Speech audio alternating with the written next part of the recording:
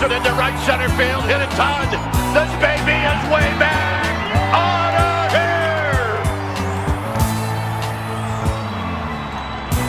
here. What is going on, everybody? Welcome back to the Humm Baby Baseball channel. This is Eric, and today I'm going to talk about free agents, and I'm going to talk about my 10 top free agents who are completely off the radar. I'm talking off the radar. Guys who are not ranked in the top 100 MLB free agents. Guys you probably heard of. I'm not saying these guys are just like nobodies.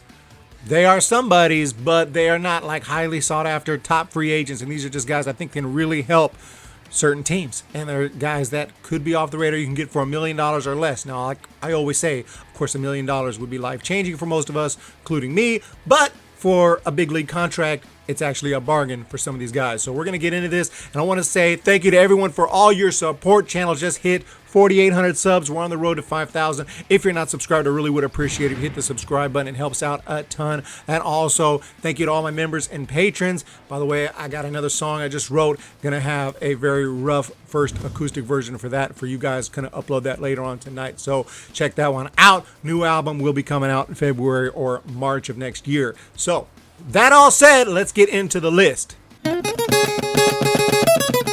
it starts with the amphibious, no, not really, the ambidextrous Pat Venditte. He's never really got an extended shot in the big leagues. He only pitched 3 games for the Marlins, and he didn't give up any runs. Pitched 4 1/3 innings, gave up no runs, 1 hit, no walks. I mean, he did fine, and they go ahead and option him anyway. So it's like, okay, what was that about? And in 2019, he was in the Giants system, and he pitched very well in AAA, had an ERA of 2.85, was very solid. He got just 2 games, 2 appearances with the Giants. He got hit pretty hard, gave up some runs, but what kind of sample is that? I mean, that's not a big enough sample size to really judge. So for me, Venditte, I mean, we're talking about a guy who can throw with both arms. And in today's game where everyone's all about matchups, you would think there'd be some GMs out there that would just love this, like having 2 guys in one. He only takes 1 roster spot, but he throws lefty or righty, and he's pretty good with both. He seems to be about equal. If you want a bigger sample, look at his entire big league career, 61 games, pitched 72 innings, gave up just 62 hits, so 10 less than innings pitched, 10 walks, 58 strikeouts, and a 4.73 ERA. Again, I'm not saying this dude is dominant or anything. He's coming in at number 10, but I'm just saying he throws with both arms. I'm surprised that no team just keeps him in that bullpen all season long just as a weapon over there. If you need a lefty, you got it. If you need a righty, you got it. Coming in at number 9 is another former Giant. Maybe some more former Giants on this list because obviously I know the Giants better than other teams since I watch the Giants. But still, Tyler Anderson, former first-round pick, came kind of out of nowhere in 2020. Giants signed him. Showed great promise, started 11 games, made the roster, stayed on the roster all season long.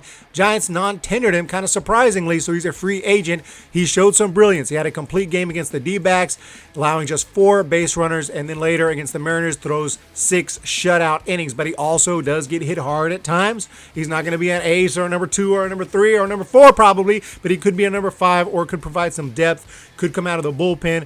I mean, he can be solid. If used properly, I can see Tyler Anderson definitely helping a team. Has to be noted, he can be a little crazy at times. He got thrown out of a game in the 2nd inning for yelling at the umpire. He had a couple controversies back with the Rockies. Pissed Clayton Kershaw off one time because he kept on throwing in the bullpen when the game was supposed to start. He's had a few controversies, but Tyler Anderson was surprisingly good. I really thought the Giants would hang on to him. Maybe they could still sign him. It could still happen. That's what happened last year. They released him and signed him to a contract. So Tyler Anderson is a name out there, can be had for fairly cheap. And he was pretty damn impressive. I was really happy about Tyler Anderson's performance in 2020. Number 8, we got yet another reliever, and this is John Brebbia, 2011 Yankees draft pick, non-tendered by the Cardinals. He could be had for about $800K. This is a guy who, for every year of his big league career, gave up significantly less hits than innings pitched. In 2019, he struck out 87 in 72 innings with a 3.59 ERA. Career ERA is 3.14. This guy's really solid. The downside and the reason he's lower on this list is because he had Tommy John surgery. He missed all of 2020, but he had Tommy John surgery a while ago. Should be recovering. He could be. I don't think he'll be ready quite for opening day, but he should be ready at some point in 2021 and could be a nice bullpen arm for some team.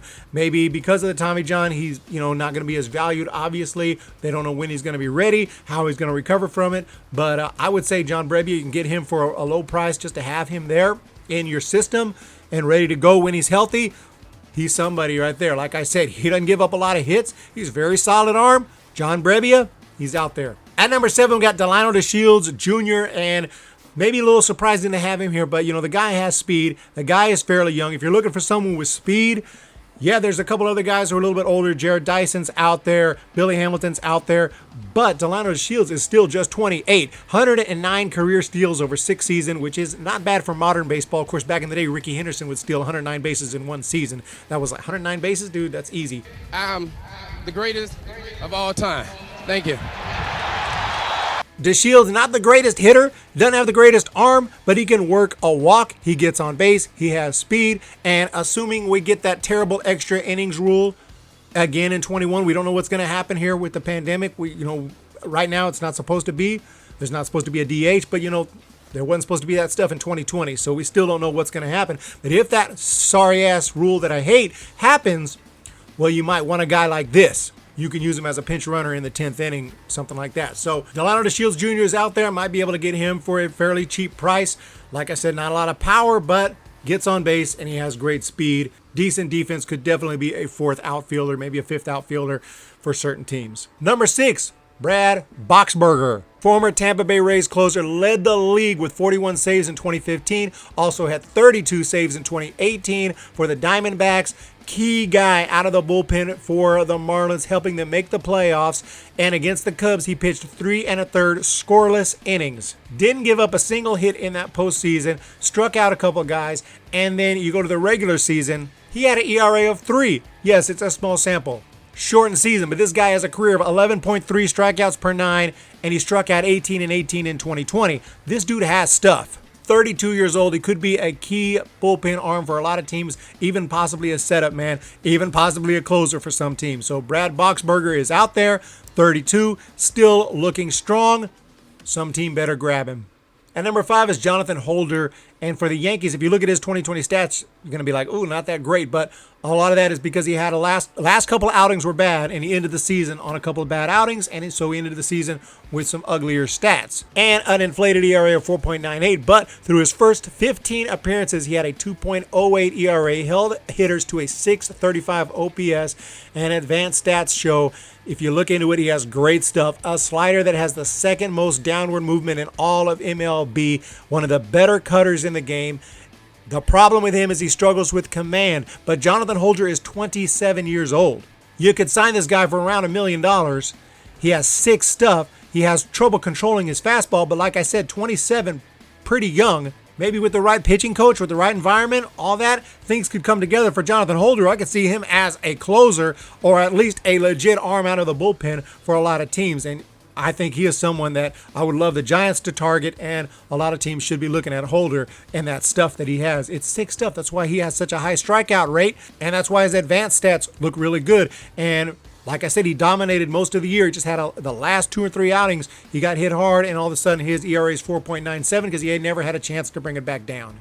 Number 4, I got CJ Cron. This is a powerful young man who crushed 30 home runs in 2018, and that was with a 323 on base. Not terrible for a power hitter. He hit 253 for batting average that year, and then in 2019, he also hit 253 with 25 home runs in 125 games. He did not get much of a chance in 2020. He only had 42 at-bats. It's too small of a sample to really know. But in those 42 at-bats, he crushed 4 home runs, so that's about a home run every 10 at-bats. And still managed a 346 on base despite his batting average, which was just 190. But again, very small sample. But in that sample, he looked pretty consistent. He's looked consistent year after year. He's only 30. I think if some team wants to make him an everyday player, he will hit 30-plus home runs with an average around 240, 250. But his on base will be well above 300. This guy can get on base. He can work a walk. He brings power. He could be a DH. He could play first base. No, he doesn't have great defense, but CJ Cron, this dude could be an asset for a lot of teams. No, not every team going to need him. Not every team's going to need a guy like that, but there are a few